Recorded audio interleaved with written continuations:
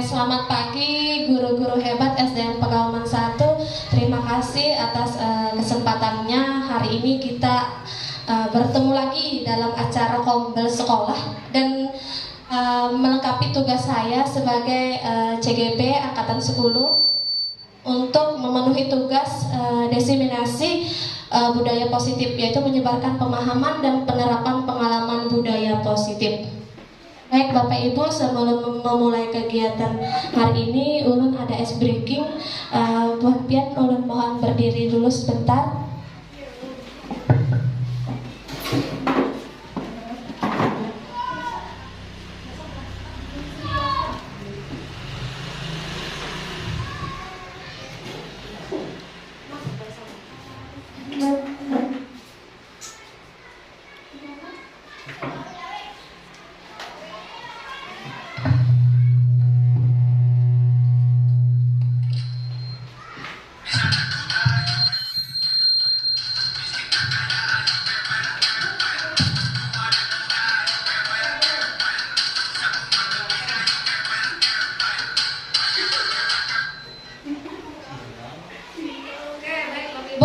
Kita ada ice breaking mengenai kewer-kewer untuk menemukan fokus buat dia. Oke, kita mulai Bapak Ibu ya.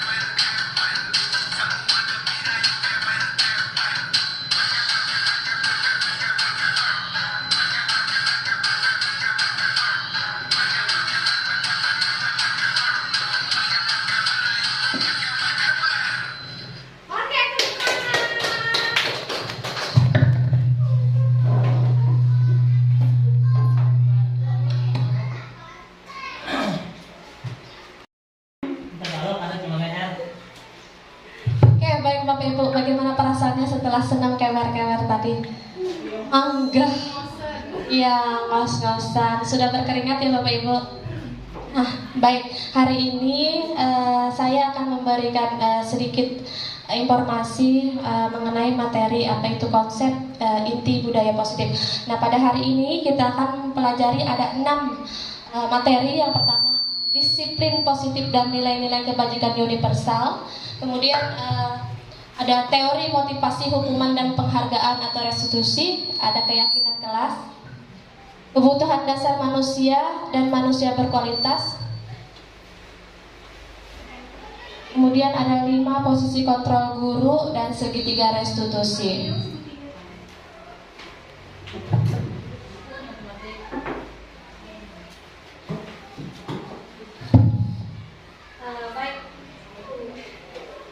Baik Bapak Ibu, kita akan pelajari mengenai disiplin positif dan nilai-nilai kebajikan universal. Ini ada sedikit percobaan, cobalah buka. Nah, Anda dan teman Anda akan melakukan kegiatan cobalah buka. Anda adalah A, tugas Anda adalah mengepalkan salah satu tangan Anda.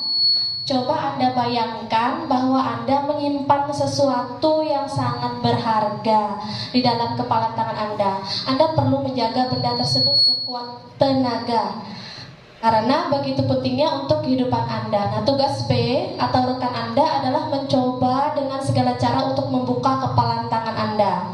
Teman Anda itu boleh membujuk, menghardik, mengintimidasi, memarahi, menggoda, menggelitik, bahkan menawari Anda uang agar Anda bersedia membuka kepala tangan Anda. Jadi ini kayak permainan ya Bapak Ibu.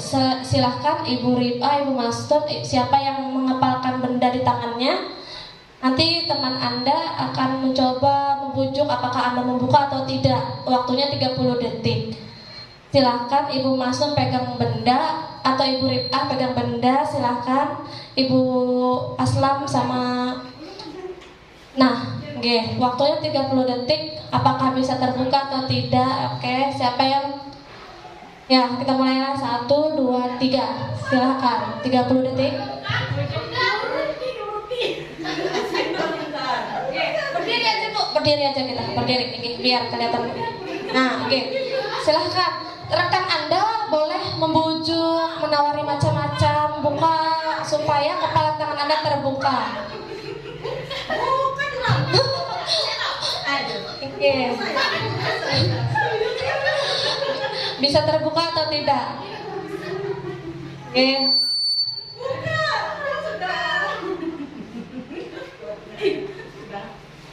Nah, silakan duduk Bapak Ibu. Nah, silahkan,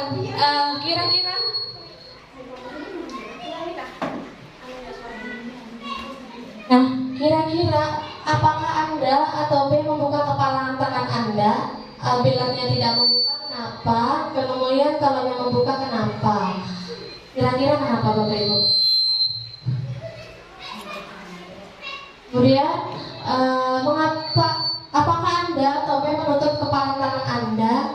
Mengapa? Nah, dalam kegiatan ini sesungguhnya siapa yang memegang kendali atau kontrol untuk membuka atau menutup kepala tangan? Siapa yang punya kontrol? Diri sendiri. Baik Bapak Ibu. Nah, kemungkinan jawabannya pertama, pertanyaan pertama dan kedua bervariasi antara yang bersedia membuka dan yang tetap bertahan untuk menutup kepala tangannya. Kemudian pertanyaan ketiga, siapakah yang sesungguhnya memegang kontrol, yang menutup kepala tangan atau yang berusaha dengan segala cara untuk membuka kepala tangan rekannya? Jawabannya tentu kita sendiri yang memegang kontrol atas kepala tangan kita. Apakah kita membuka atau menutup kepala tangan kita? Itu tergantung pada diri kita masing-masing sesuai dengan kebutuhan dasar kita saat itu. Baik Bapak Ibu, ini adalah teori kontrol berdasarkan Dr. William Glasser. Selanjutnya psikiater dan pendidik Dr. William Glasser itu dalam kontrol teori yang kemudian hari berkembang dan dinamakan choice theory, meluruskan beberapa miskonsepsi tentang makna kontrol. Nah, ini ada miskonsepsi makna kontrol Bapak Ibu, ilustrasi guru mengontrol murid, kemudian ilusi bahwa kritik dan membuat orang merasa bersalah dapat menguatkan karakter, ilusi bahwa semua penguatan positif, efektif dan bermanfaat, dan ilusi bahwa orang dewasa memiliki hak untuk memaksa. Jadi ini adalah miskonsepsi makna kontrol itu tersendiri. Nah, bagaimana seseorang bisa berubah dari paradigma stimulus respon kepada pendekatan teori kontrol?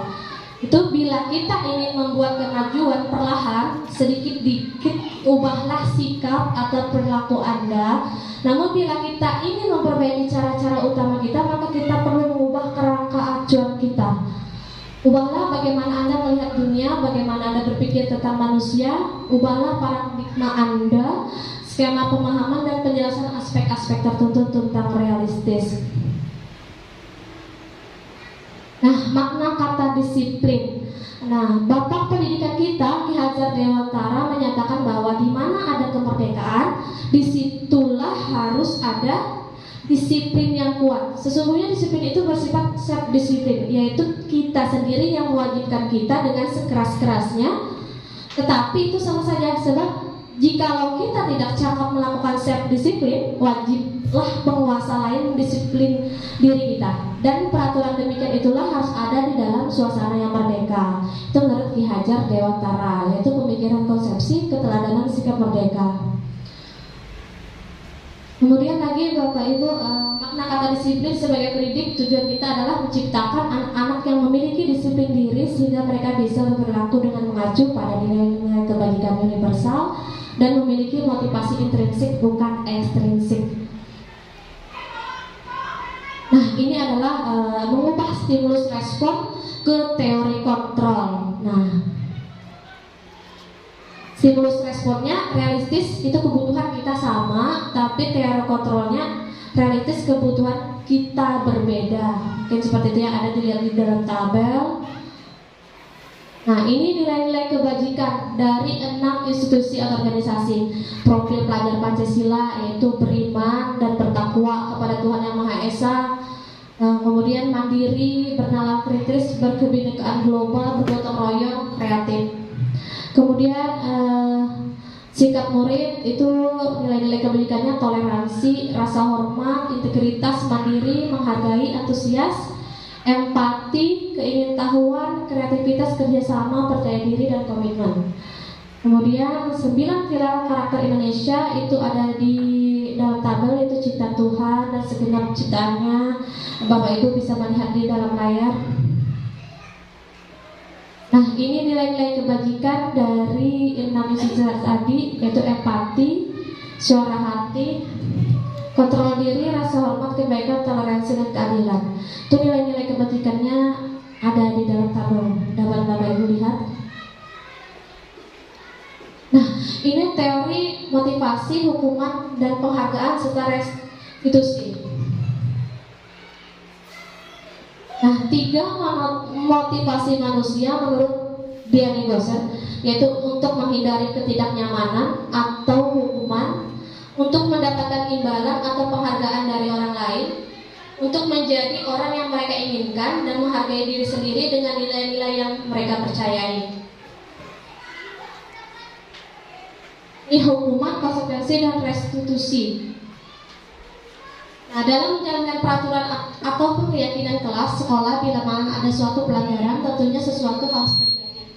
Untuk itu kita perlu meninjau ulang tindakan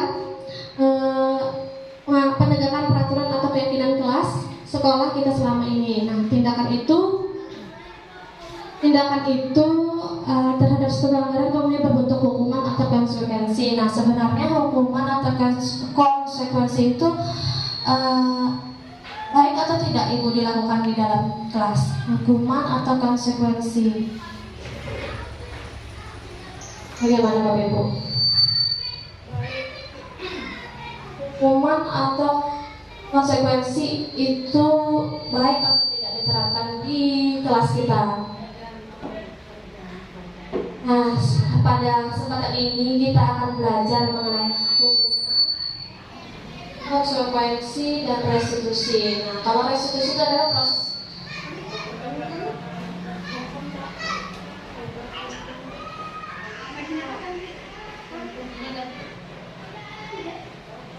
Nah, kalau restitusi adalah proses menciptakan kondisi bagi murid untuk memperbaiki kesalahan mereka, sehingga mereka bisa kembali pada kelompok mereka dengan karakter yang lebih kuat.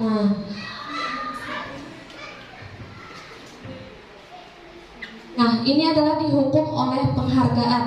Nah, saat kita berulang kali menjanjikan hadiah kepada anak-anak agar berperilaku bertanggung jawab, atau kepada seorang murid agar mempelajari sesuatu yang baru, atau kepada seorang karyawan agar melakukan pekerjaan yang berkualitas, kita sedang berasumsi mereka tidak dapat melakukannya, atau mereka tidak akan memilih untuk melakukannya.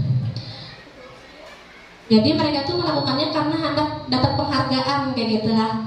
Jadi bukan dari dalam diri dia. Jadi dia hendak mendapatkan sesuatu karena ingin dihargai, mungkin gitu. Dihukum oleh penghargaan. Nah, pengaruh jangka pendek dan jangka panjangnya. Ada penghargaan yang tidak efektif, penghargaan merusak hubungan, penghargaan mengurangi ketepatan, penghargaan mematikan kreativitas, penghargaan menghukum motivasi dari dalam intrinsiknya. Nah, ini Bapak Ibu bedanya hukuman, konsekuensi, dan restitusi. Kalau hukuman itu tidak terencana tiba-tiba. Kalau konsekuensi itu terencana atau disepakati. Kalau restitusi, proses menciptakan kondisi bagi murid untuk memperbaiki kesalahan. Nah, kalau hukuman, murid tidak tahu yang akan terjadi atau tidak dilibatkan. Kalau konsekuensi, itu murid tetap dibuat tidak nyaman. Nah, kalau restitusi itu proses kolaboratif yang mengajarkan murid untuk mencari solusi sendiri. Nah, kalau hukuman itu bersifat satu arah, kemudian hukuman itu berupa hukuman fisik atau psikis. Kalau konsekuensi itu sikap guru selalu memonitor murid. Nah, jadi yang angka baiknya kita itu di dalam sekolah atau kelas menggunakan sistem restitusi. Jadi kalau hukuman ini lebih hukuman ini lebih satu arah, kan bersifat satu arah. Nah, kalau konsekuensi tadi murid tidak dibuat nyaman. Jadi kita harus menggunakan restitusi. Kalau hukuman tuh merugikan anak ya, Bapak. Nah, ini ada tabel, dapat Bapak Ibu lihat di depan. Identitas gagal, identitas sukses, hukuman, ada konsekuensi, ada restitusi.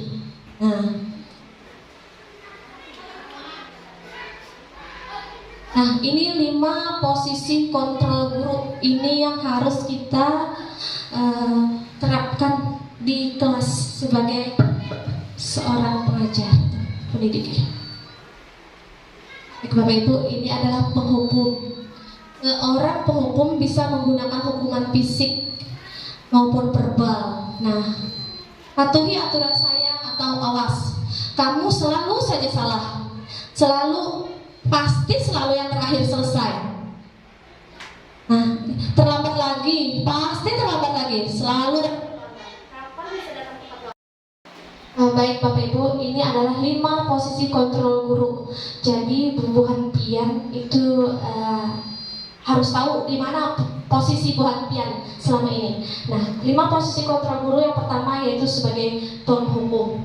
Nah, penghukum ini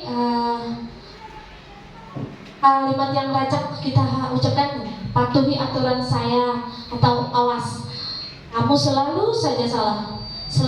Pasti selalu yang terakhir selesai. Nah, penghukum ini, seorang penghukum bisa menggunakan hukuman fisik atau verbal. Biasanya kalimat-kalimat, kata-kata. Kalau hukuman fisik ini biasanya anak murid disuruh maju ke depan, saya mengangkat satu kaki berdiri, kayak gitu ya. Kemudian penghukum ini juga nada suaranya tinggi, bahasa tubuh atau mata melotot, jari menunjuk atau nunjuk menghardik ya. Ini posisi penghukum. Nah, terlambat lagi, pasti terlambat lagi. Selalu datang terlambat. Kapan bisa datang tepat waktu? Nah, tanyakan kepada diri Anda, bagaimana perasaan murid bila guru berbicara seperti itu pada saat muridnya datang terlambat. Nah, kemungkinan itu murid marah dan memendam atau bersifat agresif. Bisa jadi sesudah kembali duduk, murid tersebut akan mencoret-coret bukunya atau mejanya. Nah, lebih buruk lagi, sepulang sekolah murid melihat motor atau mobil bapak ibu guru dan akan menggores kendaraan tersebut dengan paku. Artinya murid itu merasa dendam atau tidak terima, ya. Kemudian lagi posisi kontrol yang kedua, membuat merasa bersalah. Nah, pada posisi ini biasanya guru akan bersuara lebih lembut. Nah, membuat rasa bersalah akan menggunakan keheningan yang membuat orang lain merasa tidak nyaman. Rasa bersalah atau rendah diri, kata-kata yang keluar dengan lembut itu akan seperti, ibu sangat kecewa sekali dengan kamu. Berapa kali bapak harus memberitahu kamu ya? Gimana coba kalau orang tua kamu tahu kamu berbuat begini? Nah, di posisi ini murid akan memiliki penilaian diri yang buruk tentang diri mereka. Jadi kita tuh bila menggunakan kalimat itu, murid tuh merasa bersalah, kayak gitu. Nah, kalau kita menggunakan kalimat-kalimat itu, murid akan merasa hening, merasa bersalah. Nah, adik, kamu ini bagaimana ya? Kamu sudah berjanji dengan ibu tidak akan terlambat lagi. Kamu kenapa ya senang sekali mengecewakan ibu? Ibu heran bener, kecewa sekali. Nah, bagaimana perasaan murid bila ditegur seperti cara ini? Nah, murid akan merasa bersalah telah mengecewakan ibu atau bapak gurunya. Mereka akan merasa menjadi orang yang gagal dan tidak sanggup membahagiakan orang lain. Kadangkala sikap seperti ini lebih berbahaya dari sikap penghukum, karena emosi akan tertanam rapat di dalam murid menahan perasaan, tidak seperti murid dalam dengan guru penghukum, di mana murid bisa menumpahkan amarahnya. Murid tertekan seperti inilah yang tiba-tiba bisa meletus amarahnya dan bisa menyakiti diri sendiri atau orang lain. Kemudian posisi kontrol yang ketiga, yaitu teman. Nah, guru pada posisi ini tidak akan menyakiti murid, namun akan tetap berupaya mengontrol murid melalui persuasi. Nah, posisi teman pada guru bisa negatif ataupun positif. Nah, positif di sini berupa hubungan baik yang terjadi antara guru dan murid. Guru di posisi teman menggunakan hubungan baik dan humor untuk mempengaruhi seseorang. Mereka akan berkata, ayo bantulah demi bapak ya. Ayo ingat tidak bantuan bapak selama ini. Ya sudah, kali ini tidak apa-apa, nanti ibu bantu bereskan. Nah, itu kalimat posisi kontrol sebagai teman. Teman itu dengan ada suara ramah, akrab, dan bercanda, bahasa tubuh tuh rapat. Nah, baik ibu, lanjut posisi kontrol pemantau. Nah, memantau itu berarti mengawasi. Pada saat kita mengawasi, kita bertanggung jawab atas perilaku orang-orang yang kita awasi. Nah, posisi pemantau berdasarkan pada peraturan-peraturan dan konsekuensi. Nah, pertanyaan yang diajukan seorang pemantau, peraturannya apa? Apa yang telah kamu lakukan? Sanksi atau konsekuensinya apa? Nah, seorang pemantau itu sangat mengandalkan perhitungan, catatan, data yang dapat digunakan sebagai bukti atas perilaku seseorang. Lanjut ya Bapak Ibu, ini posisi yang ini masih ada pemantau kata-katanya, contohnya ada suara datar, bahasa tubuh yang formal. Dapat Bapak Ibu lihat. Nah, Adi, tahu kamu jam berapa kita mulai? Tahu Pak, kamu terlambat 15 menit. Apakah kamu sudah mengerti konsekuensi yang harus dilakukan bila terlambat? Paham Pak, saya harus tinggal kelas pada jam istirahat nanti dan mengerjakan tugas ketinggalan saya. Ya benar, nanti pada saat jam istirahat kamu harus tinggal di kelas untuk menyelesaikan tugas yang tertinggal tadi. Saya tunggu. Bagaimana perasaan murid diperlakukan seperti ini? Nah, murid memahami konsekuensi yang harus dijalankan karena telah melanggar salah satu peraturan sekolah. Guru tidak menunjukkan suatu emosi yang berlebihan, menjadi marah atau membuat merasa berbuat salah. Murid tetap dibuat tidak nyaman, yaitu dengan harus tinggal kelas pada waktu jam istirahat dan mengerjakan tugas. Guru tetap harus memantau murid pada saat mengerjakan tugas di jam istirahat karena murid tidak bisa ditinggal seorang diri. Nah, ini adalah posisi kontrol sebagai pemantau. Nah, ini posisi yang terakhir, yaitu manajer. Nah, posisi terakhir, manajer adalah posisi di mana guru berbuat sesuatu bersama dengan murid, mempersilahkan murid mempertanggungjawabkan perilakunya, mendukung murid agar dapat menemukan solusi atas permasalahannya sendiri. Nah, seorang manajer telah memiliki keterampilan di posisi teman maupun pemantau, dan dengan demikian bisa jadi di waktu-waktu tertentu kembali kepada kedua posisi tersebut bisa diperlukan. Nah, namun bila kita menginginkan murid-murid kita menjadi manusia yang merdeka, mandiri dan bertanggung jawab, maka kita perlu mengacu kepada restitusi yang dapat menjadikan murid kita seorang manajer bagi dirinya sendiri. Nah, ini seorang manajer akan berkata, apa yang kita yakini? Nah, kembali ke keyakinan kelas. Apakah kamu meyakininya? Jika kamu meyakininya, apakah kamu bersedia memperbaikinya? Jika kamu memperbaiki ini, hal ini menunjukkan apa tentang dirimu? Apa rencana kamu untuk memperbaiki hal ini? Nah, ini adalah seorang manajer akan berkata seperti itu. Nah, tugas seorang manajer bukan untuk mengatur perilaku seorang. Nah, kita membimbing murid untuk dapat mengatur dirinya sendiri. Seorang manajer bukannya memisahkan murid dari kelompoknya, tapi mengembalikan murid tersebut ke kelompoknya dengan lebih baik dan kuat. Nah, bisa jadi dalam praktik penerapan disiplin sehari-hari kita akan kembali ke posisi teman atau pemantau, karena murid yang ditangani belum siap diajak berdiskusi atau diundang melakukan restitusi. Namun perlu disadari tujuan akhir dari 5 posisi kontrol seorang guru adalah pencapaian posisi manajer, di mana di posisi inilah murid dapat menjadi pribadi yang mandiri, merdeka dan bertanggung jawab atas segala perilaku dan sikapnya, yang pada akhirnya dapat menciptakan lingkungan yang positif, nyaman dan aman. Jadi 5 posisi kontrol tadi, posisi yang terakhir inilah yang mampu diperlukan saat kita sebagai guru. Nah, ini manajer yang nada suaranya tulus, bahasa tubuhnya tidak kaku, mendekat ke murid. Nah, Adi, apakah kamu mengetahui jam berapa sekolah dimulai? Tahu Pak, jam 7. Ya, jadi kamu terlambat. Kira-kira bagaimana kamu akan memperbaiki masalah ini? Saya bisa menanyakan teman saya Pak untuk mengejar tugas yang tertinggal. Baik, itu bisa dilakukan. Apakah besok akan ada masalah untuk kamu agar bisa hadir tepat waktu ke sekolah? Tidak Pak, saya bisa hadir tepat waktu. Baik, saya hargai usahamu untuk memperbaiki diri. Nah, bagaimana perasaan murid diperlakukan seperti ini?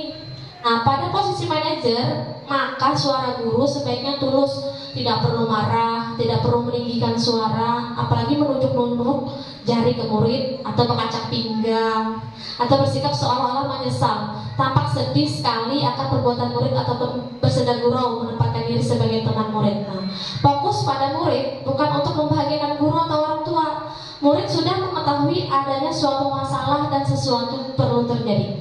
Bila guru mengambil posisi pemantau, guru akan melihat apa konsekuensi dan peraturannya. Namun pada posisi manajer, guru akan mengembalikan tanggung jawab pada murid untuk mencari jalan keluar permasalahannya, tentu dengan bimbingan guru.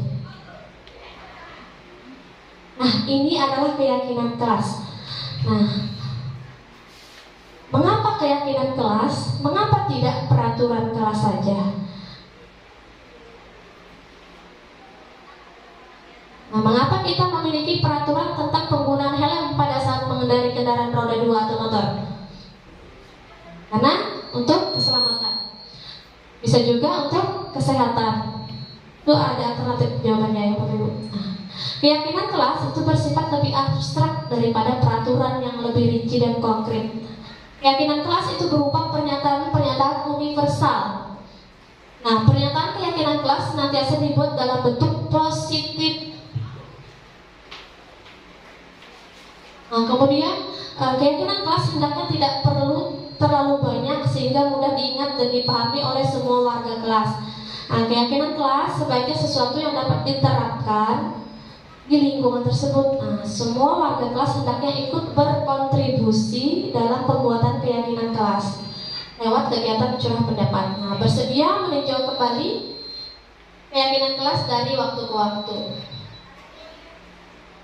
Nah, definisi pendidikan, bertanggung jawab, kemudian ada saling menghormati orang lain, keamanan dan saling menghormati, kesehatan, menghormati orang lain atau berempati. Ini contohnya ya Bapak Ibu.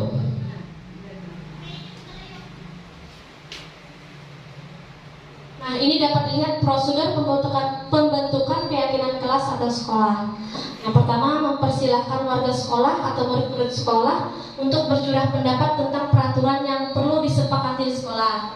Mencatat semua masukan-masukan para murid warga sekolah di papan tulis atau di kertas besar, dan di mana semua anggota kelas atau warga sekolah untuk bisa melihat hasil curah pendapat. Kemudian susunlah keyakinan kelas sesuai prosedur pembentukan kelas. Baik, Bapak Ibu, kita lanjutkan. Ini ada contoh keyakinan kelas dari kelas 1 dan kelas 5. Yang pertama, setiap anggota kelas perlu belajar, setiap anggota kelas perlu senang, setiap anggota kelas perlu melakukan tugas, setiap anggota kelas perlu saling menghargai, setiap anggota kelas perlu merasa aman. Nah, adapun kegiatan-kegiatan pendalaman keyakinan kelas, yang pertama kegiatan tampak seperti atau tidak tampak seperti. Nah, ini akan pakai tabel T dan tabel Y gitu ya Bapak Ibu. Nah, anggota kelas dibagi menjadi beberapa kelompok dan setiap kelompok diberikan kertas. Salah satu anggota kelompok itu membuat huruf T kapital yang besar, tabel T. Guru memberikan salah satu keyakinan kelas kepada setiap kelompok. Dua kelompok itu bisa mendapatkan keyakinan yang sama bila ada 10 kelompok. Selanjutnya, setiap kelompok diminta untuk bercurah pendapat tentang keyakinan tersebut. Tampak seperti apa, tampak tidak seperti apa. Nah, kemudian hasil curah pendapat setiap kelompok dipresentasikan pada kelompok besar. Pada kertasnya ditempel di sekeliling dinding kelas untuk dapat dilihat setiap warga kelas agar menguatkan pemahaman. Nah, contohnya ini ada tabel tampak seperti, tidak tampak seperti, tabel T ya dari keyakinan kelas 1. Nah, hormat tampak seperti, datang tepat waktu. Nah, kalau tidak tampak seperti, sering hadir terlambat. Nah, ini yang kita buat adalah datang tepat waktu. Kemudian lagi, menyapa teman dan guru setiap hari. Tak tampak sepertinya, tak acuh kepada teman dan guru. Nah, ini pemilihan katanya yang Bapak Ibu. Kemudian lagi bekerja tampak sepertinya, tekun bekerja dan menyimak guru. Tidak tampak seperti, tidak mendengarkan guru dan acuh tak acuh. Kemudian lagi contoh bagan tampak seperti tabel Y dari keyakinan kelas 1. Nah, yang terdengar satu orang berbicara, yuk saya bantu, kita bisa selesaikan ini bersama. Terima kasih, tolong ya permisi. Nah, itu ya, boleh saya pinjam, nanti akan segera saya kembalikan. Nah, itu yang terdengar. Kemudian terlihat berempati terhadap perasaan orang lain, memegang barang milik orang lain hanya dengan izinnya, mendengarkan dengan seksama, senantiasa berbuat baik, kemudian berbagi. Kalau berperilaku, tersenyum ramah, memberikan salam, hormat, berjabat tangan, kemudian saling misalnya, memberikan ruang bekerja.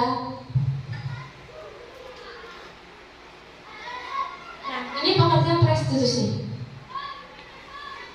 Restitusi itu adalah proses menciptakan kondisi bagi murid untuk memperbaiki kesalahan mereka sehingga mereka bisa kembali pada kelompok mereka dengan karakter yang baik. Seperti yang sudah ulun jelaskan tadi, bahwa restitusi bukan untuk menebus kesalahan, tapi restitusi itu sebuah tawaran dan bukan paksaan. Nah, restitusi itu fokusnya pada solusi dan dapat mengembalikan murid yang berbuat salah pada kelompoknya. Nah, ini adalah segitiga restitusi. Yang pertama, ya baik Bapak Ibu, ini adalah segitiga restitusi. Yang pertama adalah menstabilkan identitas, kedua adalah validasi tindakan yang salah, yang ketiga adalah menanyakan keyakinan. Seperti yang tadi sudah ulun jelaskan di depan. Nah, segitiga restitusi yang pertama adalah menstabilkan identitas. Berdasarkan prinsip membuat kesalahan adalah bagian dari proses pembelajaran. Menggeser identitas gagal ke identitas sukses. Kalau validasi tindakan yang salah itu berdasarkan prinsip setiap perilaku berupaya memenuhi sesuatu kebutuhan tertentu. Guru akan bergeser dari pemikiran stimulus respon menjadi proaktif. Mengenali dan mengakui kebutuhan murid akan memperbaiki hubungan dengan murid. Kemudian menanyakan keyakinan, murid akan diberi pertanyaan-pertanyaan bermakna untuk. Nah, ini adalah contoh penerapan segitiga restitusi. Dapat Ibu lihat.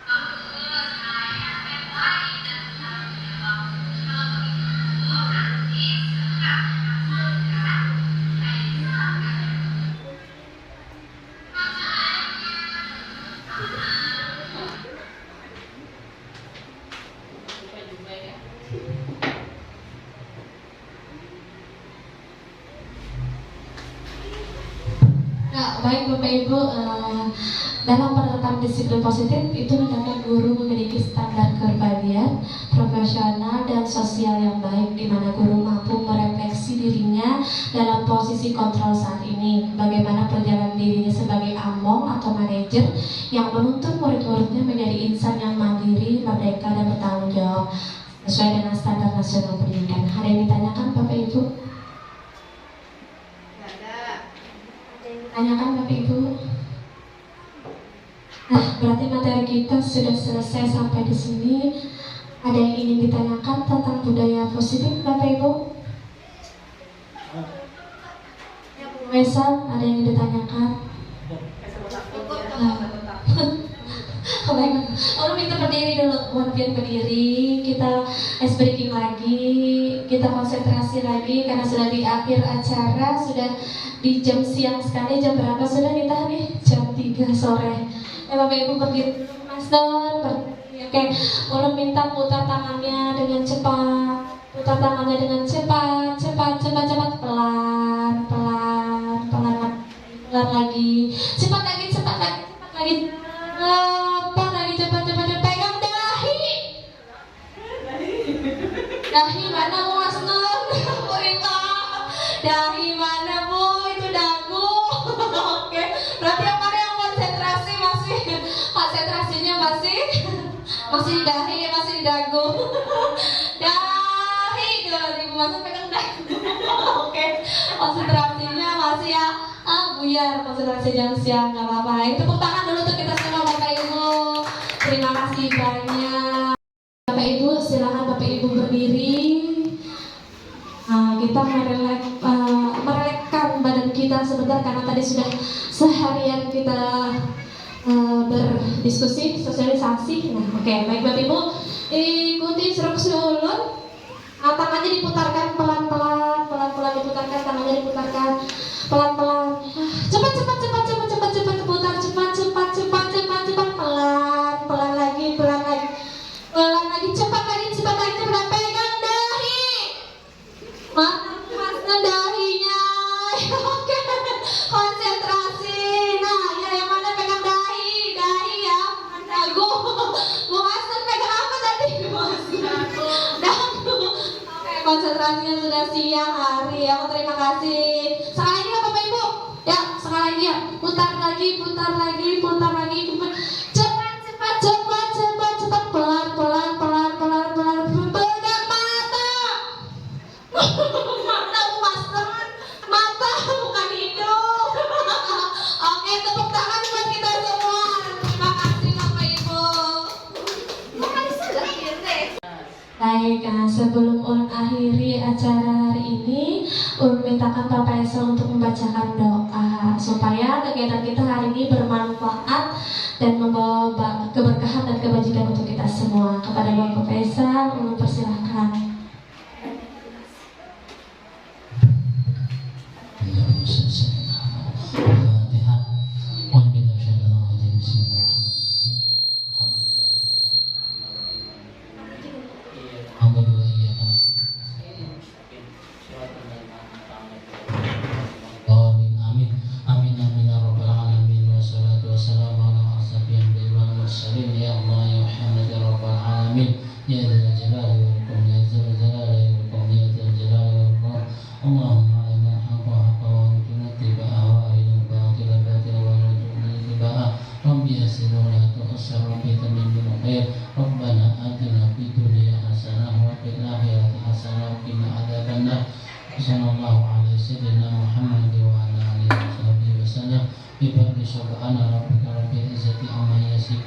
Wassalamun ala mursalin walhamdulillahi rabbil alamin.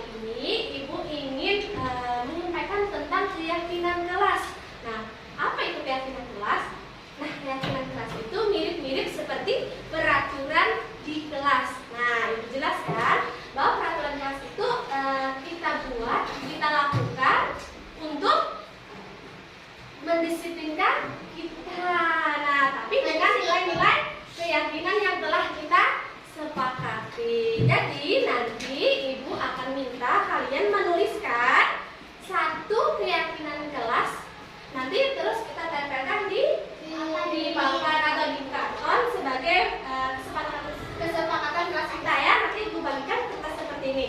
Nanti kita tuliskan apa sih kesepakatan kita. Nah, misalnya kesepakatan kelas kita datang tepat waktu ya misalnya. Jadi kita menulisnya nanti datang tepat waktu. Nah, kesepakatan kita buat agar kita dapat menyepakatinya bersama. Artinya secara kesepakatan kita buat agar kita tidak melakukan kesalahan. Misalnya kita memakai buku paket. Nanti kalau setelah kita setelah kita menggunakan buku paket, setelah itu diletakkan di tempatnya atau di rak buku yang telah disediakan. Bisa dipahami? Nah, nanti ibu mau kalian itu menuliskan kesepakatan kelas yang telah kita buat agar kita bisa menerapkan kesepakatan itu tidak hanya di kelas juga, tapi dengan teman, nanti dengan teman di kelas lain, dengan guru yang lain. Misalnya saling menghormati, saling menjaga, saling menyayangi, misalnya ya. Terus tuh kita boleh tidak kita mengganggu teman? Tidak boleh. Nah, bisa nggak kita buat itu sebagai peraturan atau kesepakatan kelas? Tidak boleh mengganggu teman. Misalnya kita membuat suatu keyakinan kelas itu menggunakan kalimat yang positif. Artinya kalau kita tidak boleh mengganggu teman, artinya kita apa?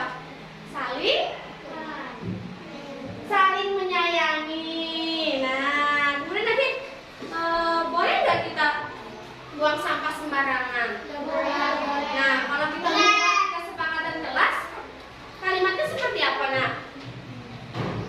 Kalau kita membuang sampah sembarangan, kalimatnya kita bikin kesepakatan terus apa sayang? Menjaga kebersihan,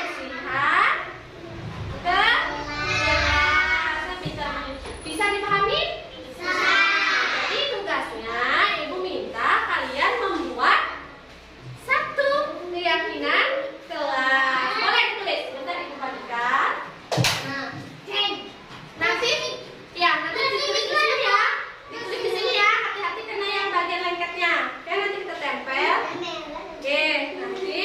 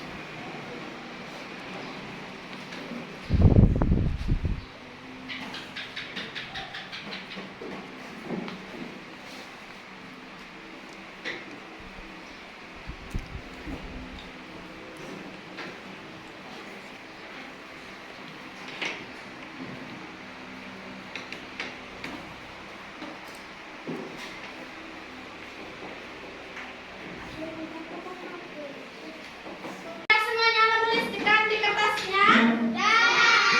Semuanya? Sudah. Coba anak ibu satu-satu maju PPK. Mulai dari sini. Satu PPK di sini saya. Oke, baik. Satu-satu aja gantian. Satu-satu. Ya, yang sudah mundur. Geser saya. Sini. Ya, di sana Wah. Nah. Ya, tempelkan. Yang sudah mundur saya.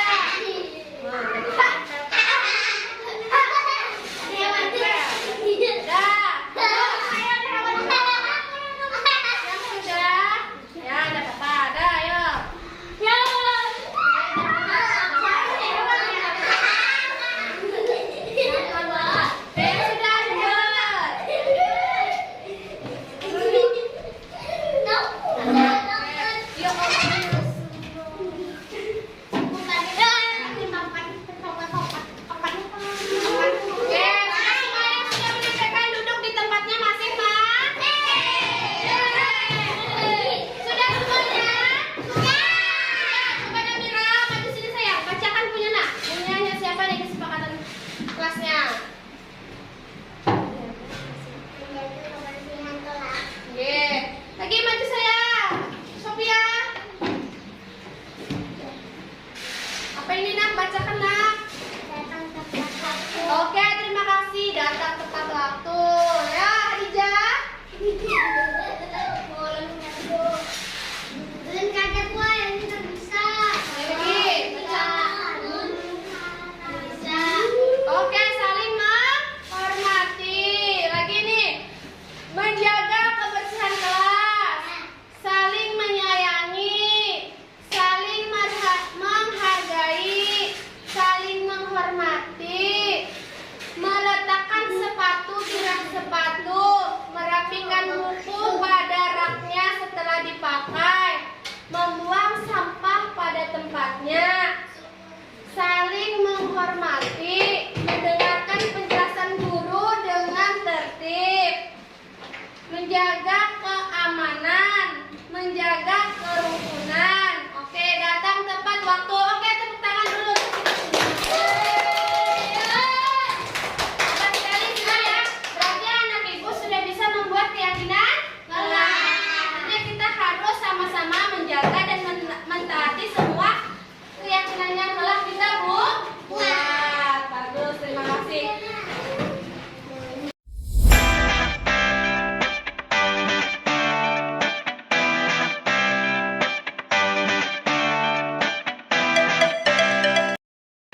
Assalamualaikum. Halo, perkenalkan nama saya Sofia. Saya kelas 1 murid Ibu Lialina. Perasaan saya saat membuat keyakinan kelas sangat senang karena seru sekali. Menurut saya, pembuatan keyakinan kelas sangat penting dilakukan. Pembuatan kelas sangat penting dilakukan karena dapat membuat kita lebih bertanggung jawab. Assalamualaikum, perkenalkan nama saya Khadijah. Saya kelas 1 murid Ibu Lialina. Perasaan saya saat membuat keyakinan kelas sangat bersemangat sekali. Menurut saya pembuatan keyakinan kelas sangat penting dilakukan. Pembuatan keyakinan kelas sangat penting dilakukan karena dapat membuat kita lebih disiplin. Assalamualaikum, perkenalkan nama saya Laili, kelas 1 murid Ibu Lialina. Perasaan saya membuat keyakinan kelas sangat seru sekali. Menurut saya, pembuatan keyakinan kelas sangat penting untuk dilakukan. Pembuatan keyakinan kelas sangat penting dilakukan karena dapat membuat kita lebih bisa saling menghargai.